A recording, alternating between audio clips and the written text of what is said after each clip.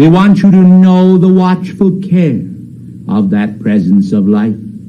We want you to understand the meaning of the effulgence of your presence, the great cosmic outreach through time and space and through infinity. We want you to know that you truly were made in the divine image. We want you to grasp in a greater degree the fullness of that image, that you may be able to glow with the fires of that hope which God himself has for each of you and has held immaculately since the beginning of your form, your consciousness, your ideation, all that you are to God. Will you come with me then today away from just the moorings of that physical temple into the domain of nature and into the domain of the truly spiritual? Will you be born as on wings of song into that carefree realm where the perfection and beauty of your presence keeps in store for you all of the treasures of heaven? Come then, for you need not be bound by any circumstance. You call me Saint Germain, Sanctus Germanus, holy brother. Call me what you will. I am here, and I am here to serve the cause of the immortal part and portion of each of you, to lift you out of the domain and socket of mortal care into a sense of your great God-free intelligence, the intelligence that renews every cell of your body and mind, the intelligence that chastens when chastening is required and blesses when blessing is required. But no condemnation of a permanent nature is ever given by your divine presence. Condemnation seems to be the business of the world at large. They seem to thrive in those satanic delusions of condemning life, when, if you will stop and think about it, beloved ones, you cannot condemn any part of life that will not ultimately react upon all. Will you see then how freedom from fear, condemnation, and judgment can be a quality of divinity within you that will help relieve your false attachments to a feeling of compulsion that somehow or other it is necessary that this or that individual be brought to justice? In the name of heaven, do you think for one moment that heaven itself does not have any capable emissaries outside the physical domain that possess the ability to be able to chasten when chastening is required? But after all, what is the end thereof but to bring mankind to a state of universal mercy and justice? For mercy and justice are the opposite poles of the same axis in reality. For after all, mercy is the requirement of the law, and justice too.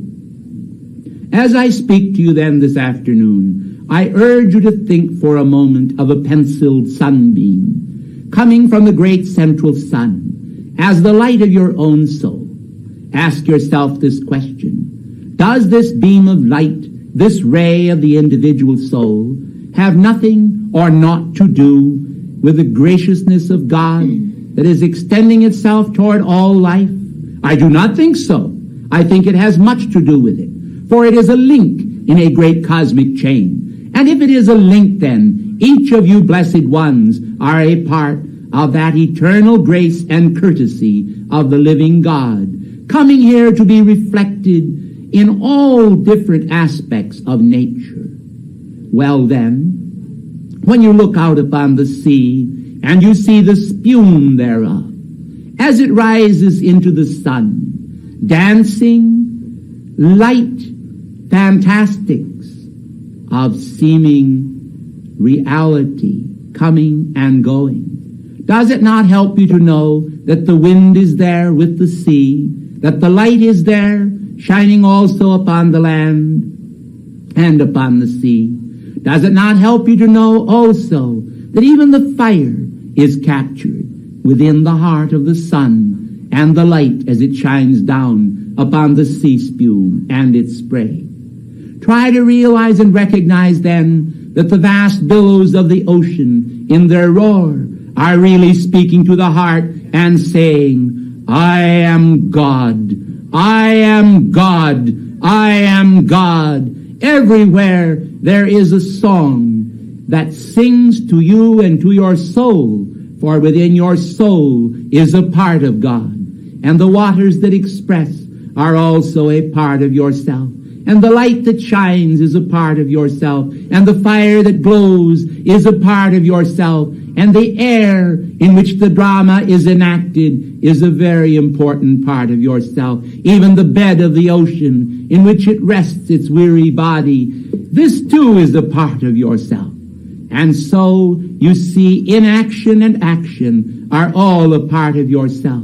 The drama of the positive and the negative, phasing through the cycles of life and producing always perfect balance. Will you understand then that perfect balance within yourself is the perfection which you call health, and a sense of joy and reality, a sense of givingness and receiving? For as you give, so shall you receive. And all should understand that the giving of the heart unto God without reserve is also a great benediction. But then I speak also, in addition to the things of nature, about the things of the Spirit. That which is spiritual, that which is dynamic, that which leads the mind, that which floods the soul with light, that which creates compassion and spiritual allure. It is the drama of the ages. We have seen the kingdoms of this world rise and fall. We have seen liveried footmen. We have seen the palaces of kings.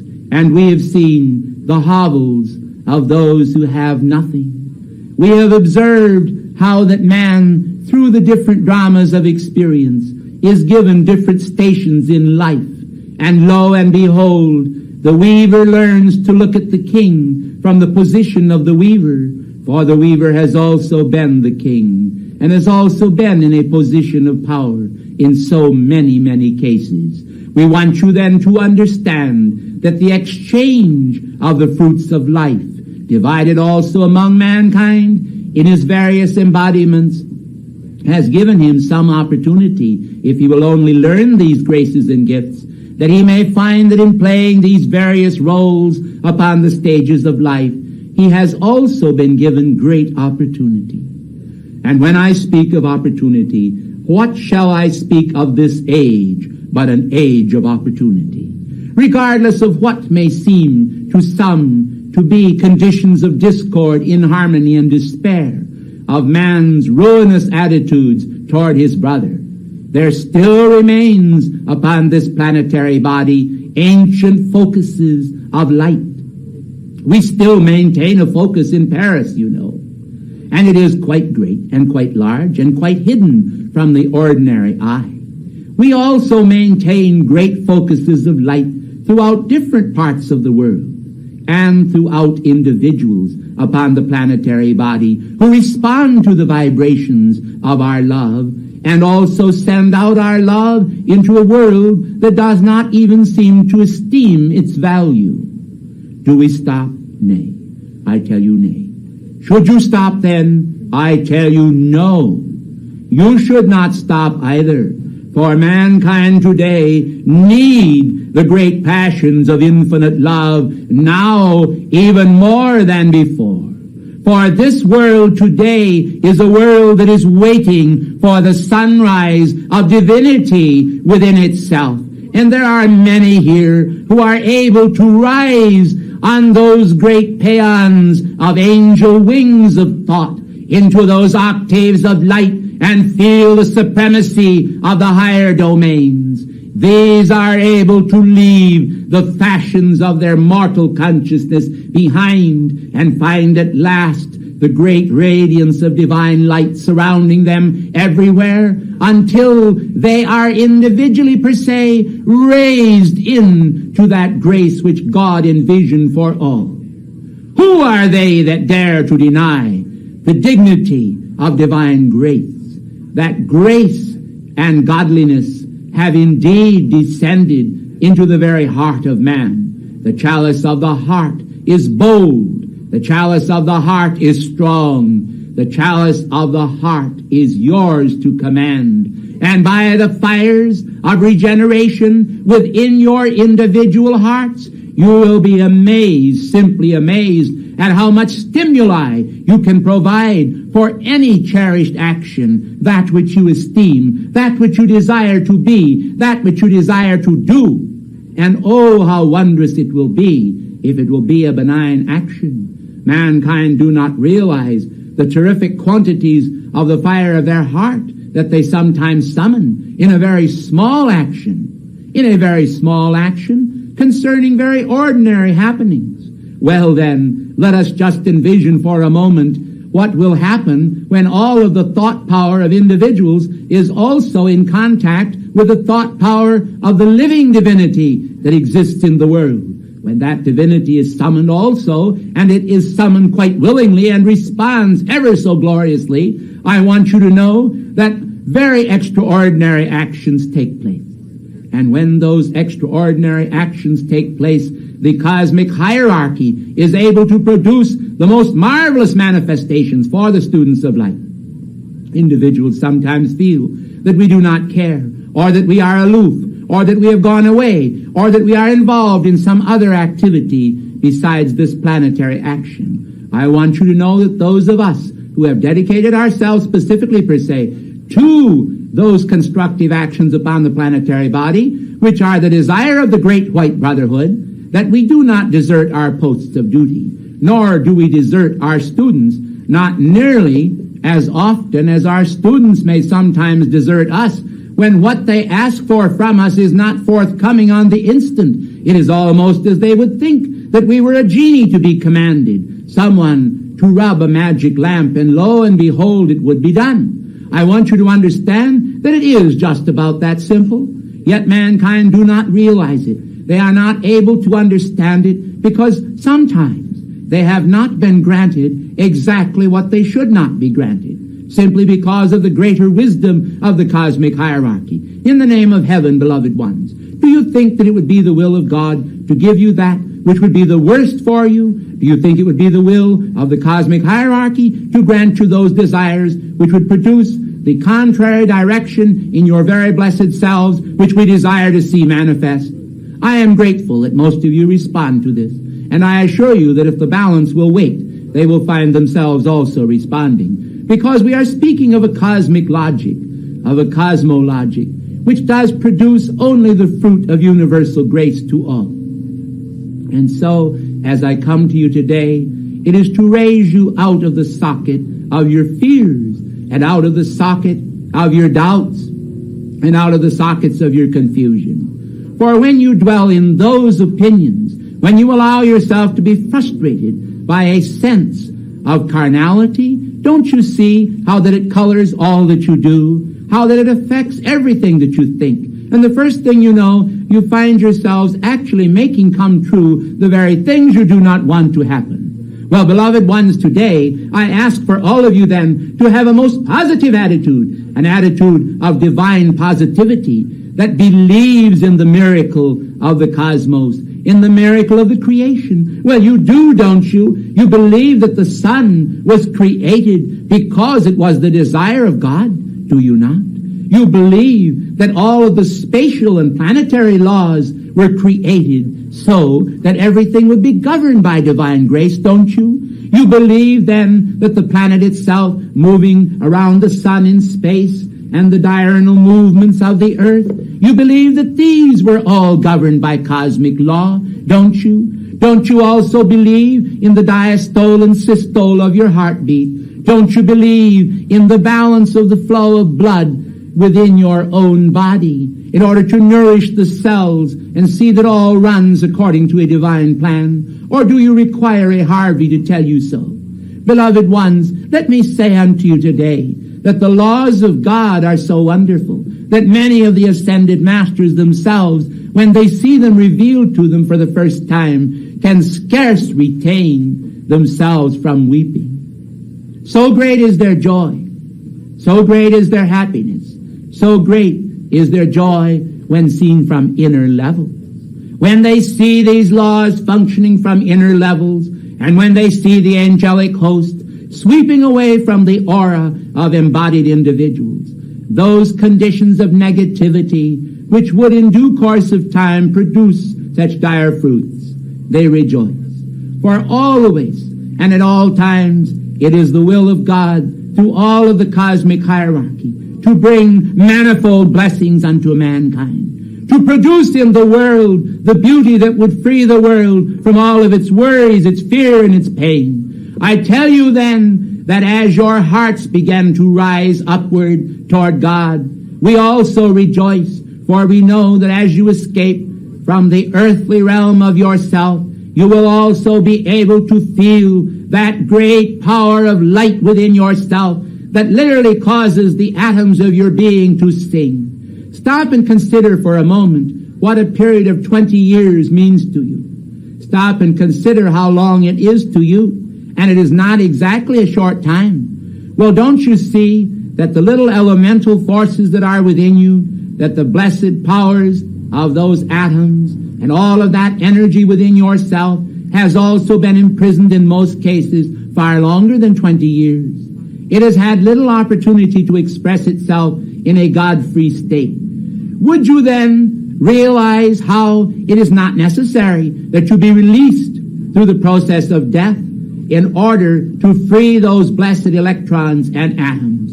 You are able to send them soaring right now and watch how they will come home, rejoicing in the fact that they have tasted a little more of the sunlight of space, a little more of the love that comes from higher octaves. As long as you hold your consciousness rigidly, imposing upon it those thoughts and feelings of fear which mankind are prone to, don't you see that always you are also subjecting the very atoms of your physical form, those neurons within your brain, and all activities of your blessed bodies to whatsoever you impose upon yourself in any wise, in any degree? Well, don't you see that if you free your consciousness and all that blessed consciousness that is locked within you and enter into the great realms of interstellar space, going clear out into space and also returning back to your body and bringing that joy of God, because it is the joy of the angels, right back to your physical body, don't you see what it will do for you? Well, beloved ones, it ought to go to work right now, for some of you, it is long overdue, and you have longed to experience these graces and blessings which the ascended masters do, but you have not recognized that the power and potential of that is right within you even now. Don't you see, if it is within you, then the exercise of that potential is also within the domain of your will. If you will it so, then inasmuch as God wills it so, and because we have a mighty assistance from the forces of light here today, you may indeed experience a very unusual happening, if it is your desire as it is ours. Yet there are some of you who unfortunately will not be able to break completely free. Perhaps a little taste will also give you some degree of courage, some realization that there are forces of light that are above you, and that these forces of light that are above you are also right within you, right from within your physical bodies, right from within your minds, right from within the soul potential of your individual being. You can release and produce alchemically the most magnificent tie that you have ever seen. And what joy will circulate in your body afterward because of it. I leave it up to you and your experiences to determine whether or not these are worthy endeavors. After all, just because some try and try and try again and do not succeed does not mean that all fail. For very few have failed when I consider the great blessings that have been bestowed here and other places throughout this activity and throughout our spiritual activity of the Great White Brotherhood, world without end, upon embodied mankind. But the time has come when individuals are more and more concerned that they should escape from what they call the doldrums of the flesh, the idea of mere physical dreams, a limited tether of the great rope of cosmic endeavor. For each individual sees himself that he has his limitations. These limitations reach out. These limitations are like a tether, as if a peg were driven into the ground, and mankind comes to the end of that circle, and round and round he goes, and where he stops, he does not know, and we don't either, because you see, the whole idea is what will that individual really do? How will he lengthen that very blessed tether until the limits of each individual are increased? Well, we may not know exactly when it will happen, because although we suspect we know, sometimes individuals choose to disappoint us as they choose to disappoint themselves. And so you see, it is not a matter of our predictions or even their predictions, but a matter of their willingness and determination to do God's will. As you determine to do God's will, as you recognize the value of ordered service, as you recognize the value of diplomacy, as you recognize the value of courtesy to one another, as you recognize the value of letting go of your criticisms, condemnations, and judgments of others, as you see that by so doing you are also freeing yourselves from these matters. Don't you see how very great the skill of the cosmic diplomats is weaving a very beautiful garment, the garment of ascended master light, among all the students of the light who will receive it? Well, beloved hearts of light, we are a bit weary of all the disturbances of the world. We are weary of the fightings and janglings of mankind. We are weary also of all the janglings within churches and all the janglings and endeavors of peoples within churches who are more concerned with their finite consciousness and their personalities than they are with God. We are concerned with all of this because often and frequently it has hindered the perfection of the light from taking charge and dominion over activities and over the goodness of mankind, so that that goodness could be released. For in the name of heaven, do you not realize how many times individuals of very good motives have proposed to do a very good thing in the world and then been hindered, literally stopped, simply because of a wrangle which occurred that had nothing to do perhaps directly with their endeavor? Don't you see then how that all of this should end? How that mankind should be at peace? How that there should not be criticism, condemnation, and judgment. How a man should be free of all this and all attachment and find himself instead able to accept the grace of God and all that God intended for him. Well, you see, this is the joy that reinforces the joy of each individual. It multiplies as individuals permit its multiplication, for we are ever at hand to increase the multiplication of those spheres of cosmic love right within your heart. This is not a physical manifestation. It is not simply a romance of the world. It is a romance of God. It is a divine romance. It is the perfection of the inner spheres, outpicturing here among mankind. Well, won't you try to enter into the spirit of that? Won't you try to understand what this can mean for mankind? Of how they can be relieved of the struggles and pressures of life and rise simply because they free themselves from the multitude of cares which otherwise would encumber them until they could scarcely understand reality because of understanding unreality. Don't you see that this is ever true? Don't you realize then that the clearing of the mind from discord, darkness, and decay, a sense of misapprehension, and pain and anguish, is so necessary that mankind might see the beauty and the perfection of the light. And so our sea spume rises, and so the air is buoyed up, and so we behold billowing clouds, fleecy white clouds, so beautifully formed and forming. We can understand that within these clouds are the great white throne of God manifesting. We can see gigantic faces, faces of love, noble faces from past civilizations of perfection. We can see what may be called the gods in their parade across the very heavens. We can see the clouds yonder tinged with gold and pink, and we can smell the frankincense and myrrh of the Christmas season yet. For we see also in the world that perfection manifests in part among all men, and there is a great hunger within their hearts, a great longing to understand perfection as perfection was in the beginning. We ask then that you understand that it is not necessary for you to take all of perfection and manifest it at once. You can take increments of perfection and manifest them as you are able right where you are. You need not expect that all of life shall dump upon you the whole cup of beauty. For I tell you that the drops of beauty are also drops of wholeness, and they sing within you as they touch the altar stone of the heart. And the song they sing within you is, I am life. I am life.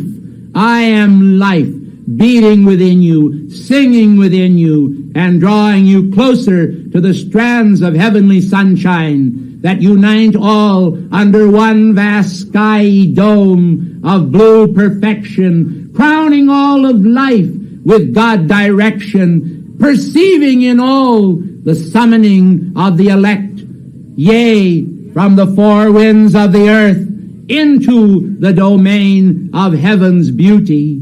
O beloved children of the light, let nothing whatsoever stop in you the manifestation of God that speaks and thunders at the same time that he speaks.